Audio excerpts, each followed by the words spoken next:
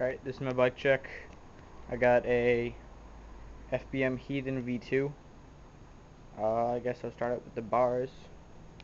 Up here I got Primo grips, no idea. Odyssey power ends. Kink Wolf bars, 29 wide by 8.5 tall, 8.5. Stock stem. Kink forks with a kink top load bolt. Front tire Fit FAF 2.25.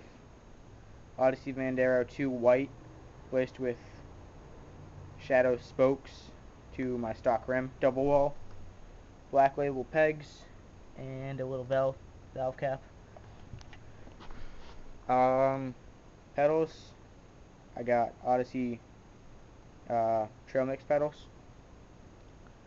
Stock cranks converted to left-hand drive. Flip them over. I got a Shadow Scream sprocket and a We the People seat off my friend's Trust. Stock FBM V2 frame. Stock headset too. Sorry, a little out of order. For the rear wheel, I got the stock rim with a Primo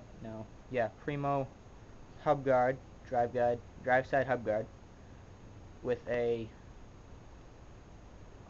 Primo mix cassette 9-tooth left-hand drive white with a red thingy up there, valve cap. Black label peg,